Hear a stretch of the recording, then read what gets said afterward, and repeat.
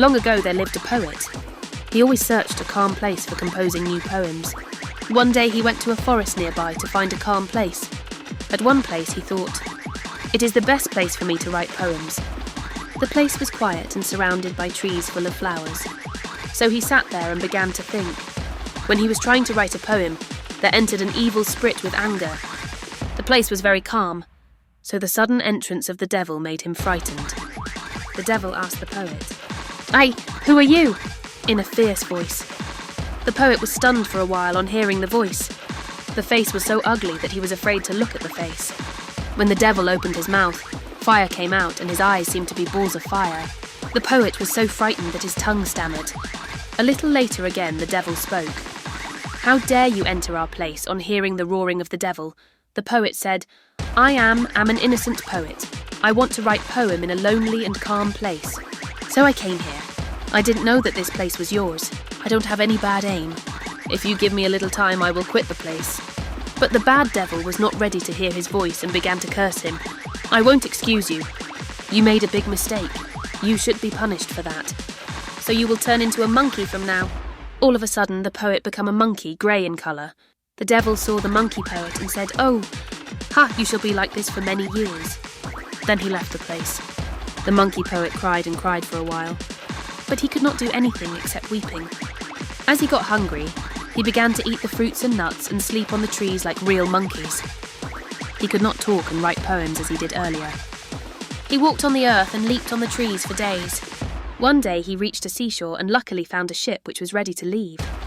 The monkey poet in no time jumped onto the ship and moved here and there over the top. The passengers saw the monkey on the ship and started to shout, "Monkey, monkey! Anyone come and throw this away," they said with fear. One of the passengers quickly came forward and threw him into the sea. Some passengers shouted, "Kill him, kill!" Now the captain of the ship came there and saw the monkey struggling on the water. He was a kind-hearted man, so he asked the passengers, No, you don't worry about the monkey. It will not harm you. This poor creature looks strange, I can manage him." The monkey poet was safe.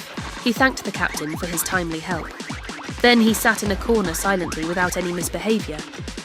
Finally, the ship reached a port. That was Baghdad. With a little smile, it thanked the captain. It jumped from the ship and wandered on the roads of Baghdad. Just then, he heard the news that the king wanted a good advisor to him. To get selected, all had to write a letter of worthy words. The best letter writer shall be given the post of the chief advisor. The monkey poet also wrote a letter to the king and participated in the competition. He wrote a letter of fine message. When the king read the letters, he very much liked the monkey's letter. So he ordered the writer of the letter to be brought before him soon. The courtiers came with the news to the monkey poet, who sprung before the king at once. The king saw the monkey with wonder and said, "This poor monkey. You all say this creature wrote the letter." One of the ministers said, "This is true, my lord. It was written by the monkey lord." All the courtiers and the crowded public around the king cheered the monkey. They wondered, "He can't talk, but how can he write a letter of such a quality?" The monkey stood before the king majestically, but the king wanted to test the monkey and asked it to write the same letter now with the same words.